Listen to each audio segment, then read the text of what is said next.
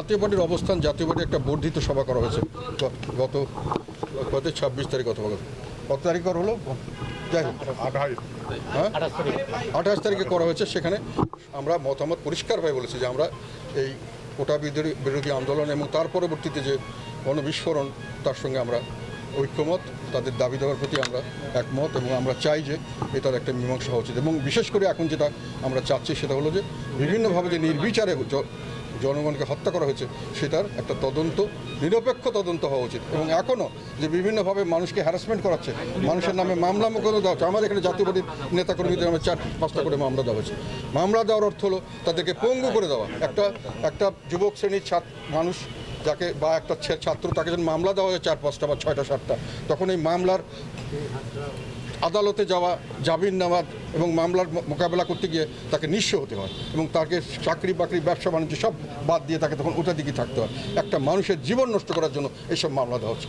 এই ধরনের কার্যক্রম আমি মনে করি ঘৃণার সঙ্গে আমরা এটাকে প্রতিবাদ করি যে মানুষকে এইভাবে কষ্ট দিবেন না। এটা আওয়ামী লীগও একসময় বিএনপির দ্বারা নির্যাতিত হয়েছিল, তখন আমি এটার বিরুদ্ধে প্রবলভাবে কথা বলেছিলাম যে এইটা করে যুব সমাজকে নষ্ট করবেন না, আমাদের দেশের ভবিষ্যৎ যুব সমাজ। একদিন আমরা বলে আসছিলাম যে যুব সমাজ রাজনীতিকে তার রাজনীতি বুঝে না, তার রাজনীতি আসছে না, ভবিষ্যৎ প্রজন্ম আমাদের কোত্থেকে রাজনীতি নেতৃত্ব পাবো। এখন কিন্তু যুব সমাজ এটা প্রমাণ করেছে যে তারা রাজনীতিভাবে আমাদের চেয়ে অনেক বেশি সচেতন এবং অনেক বেশি সক্রিয় এবং অনেক বেশি সুশিক্ষিত এবং সুদক্ষ।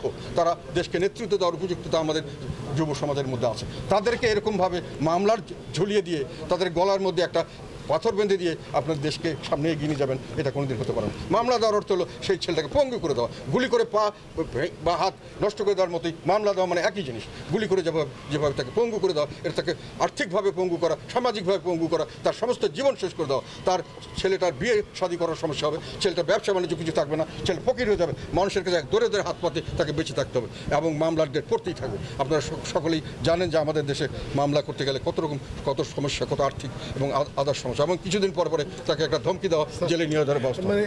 আমরা সবসময় বলেছি রাজনৈতিক যে কোনো সমস্যা রাজনৈতিকভাবে সমস্যার সমাধান করতে হয়। এটাকে অস্ত্র দিয়ে মোকাবেলা করা আমার মনে হয় কোনো রাজনৈতিক সমস্যার সমাধান নয়। এটা সমস্যাকে আরও উস্কে দেওয়া হয়, সামনে আরও বড় ধরনের বিপর্যয় আসতে পারে। রাজনৈতিকভাবে যাদের কথা জনগণ আস্থা আছে, যাদেরকে মানুষে বিশ্বাস করে, সেই ধরনের রাজনৈতিক দল, সেই ধরনের রাজনৈতিক ব্যক্তিত্ব, সেই ধরনের সুধী সমাজের সঙ্গে কথা বলুন খোলা মনে এবং আন্তরিকতার সঙ্গে। যে দেশের সমস্যা হয়েছে, আমরা এই সমস্যার মোকাবেলা করতে চাই, কি করলে ভালো হয় এবং সবাই যেটা করলে ভালো মনে করবে সেটার দিকে এগিয়ে আসুন। খালি নিজের ক্ষমতা রক্ষা করার জন্য রাষ্ট্রযন্ত্রকে ব্যবহার করবেন না, দেশকে নষ্ট করবেন না, দেশের ভাবমূর্তি নষ্ট করবেন না, দেশের অর্থনীতিকে নষ্ট করবেন না।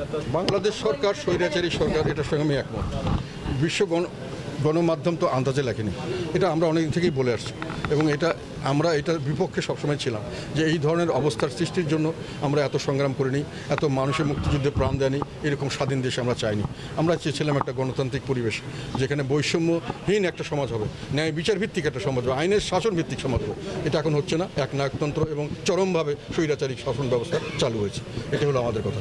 আর জামাত বিএনপির বিষয়গুলো, এগুলো হলো অত্যন্ত স্পর্শকাতর একটি বিষয়। এটার সঙ্গে অনেকের অনেক ধরনের ব্যক্তিগত অভিজ্ঞতা এবং অনেক ধরনের অনুভূতি জড়িত আছে। কাজে এটা আমি আমাদের দলীয় ফোরামে আলাপ আলোচনা করে তারপরে আমি এটার বিষয়ে দলীয় সিদ্ধান্ত জানাতে পারবো। তো ব্যক্তিগতভাবে আমি মনে করি, আমি বহুদলীয় গণতন্ত্রে আমি বিশ্বাস করি এবং আমি মনে করি যে কোনো রাজনৈতিক দলকে প্রশাসনিক অর্ডারে বন্ধ করাটা ঠিক না।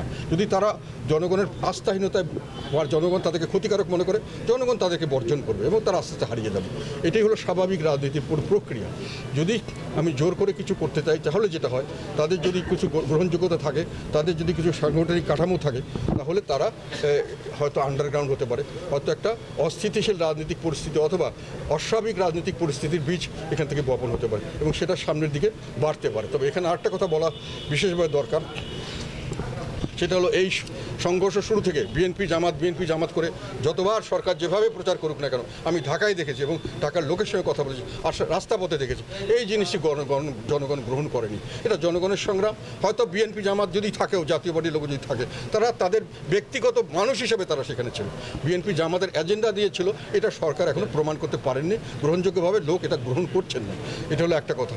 আর আরেকটা হলো যে একটা বিষয় না দাঁড়ো জয়েন্ট যে আমাদের নিষিদ্ধ বললো তো আমি বললাম যে এটাতে আমার ধারণা যে এই সরকার আশঙ্কা হয় যে এই অস্থিতিশীল মুহূর্তে সরকার পরিস্থিতি আরও অস্থিতিশীল করার জন্য কি এটা করছেন কেন, তাদের কি উদ্দেশ্য, এটা কি পরিস্থিতি ঠান্ডা নিচের দিকে নেমে যাবে নাকি অস্থিতিশীল পরিস্থিতির সুযোগ আরও বড় ধরনের কোনো নির্যাতনমূলক বা নিবর্তনমূলক কোনো অ্যাকশনে সরকার যাবে কিনা, এটি একটা সংশয়ের বিষয় সামনের দিকে। এটা আমরা অনেক সময় ঠিক আছে।